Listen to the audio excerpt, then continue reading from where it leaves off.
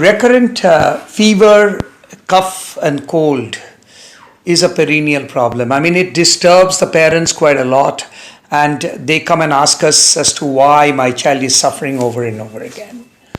Well, if you look at it, it's not very uncommon. It's pretty common in children.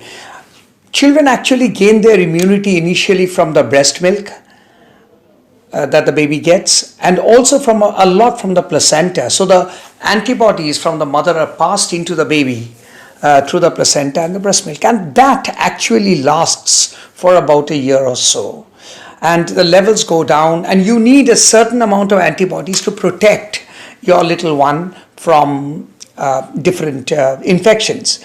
Now, once that level goes down below the desired level, you can't, and you don't produce antibodies unless you have infections. And once these children start off having infections beyond a year of age, they start actually gradually building up their antibodies until and unless it reaches that point beyond which the baby is strong enough to protect.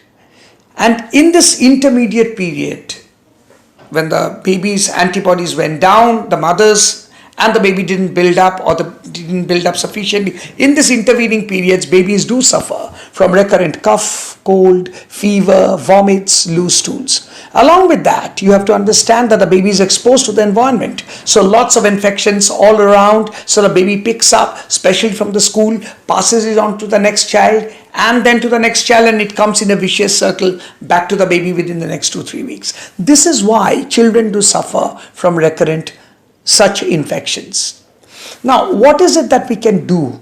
First of all, you have to appreciate one thing, that fever is a manifestation of the illness. It is not an illness per se.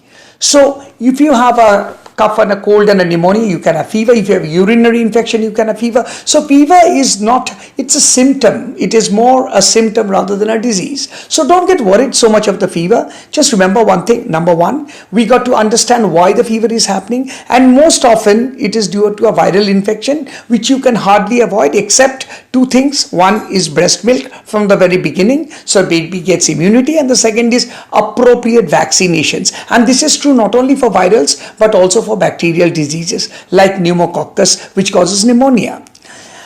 The second important thing is, whenever a baby has fever, you must make sure that the child is having plenty of fluids, the child is not overwrapped, and the child has a normal bath, and you are giving tepid sponging to bring the fever along with paracetamol. As far as cough and cold is concerned, children do suffer from recurrent cough and cold, mostly due to viruses, but also can be due to bacterial infections, for which you can protect by, number one, by appropriate vaccines, which should be taken, and breast milk, as I said, appropriate hygiene, washing your hands properly, making sure that you are not exposing your child to infected children. And number three is treat the cough or treat the cold. So if the cough or the cold persists beyond 2 to 3 days, or if the cough becomes very severe, then the child definitely needs to see a doctor, and maybe if it is bacterial, be put on antibiotics. One small point I would like to mention: a lot of pollution is there, and there's hardly anything you can do to stop pollution because you can't change the environment. But in some children, this recurrent cough and cold may be a predictor of asthma, and that is childhood asthma, and that does not stay for life. So it usually goes down by about 3, 4, 5 years of age. But you need to see a doctor if you are concerned that a baby is having recurrent cough and cold. Possibly the child may be diagnosed as having asthma, and in that case may need inhalers. And mind you, inhalers are not harmful for health. So if inhalers are needed, they should be taken appropriately for the time that the doctor says. Thank you.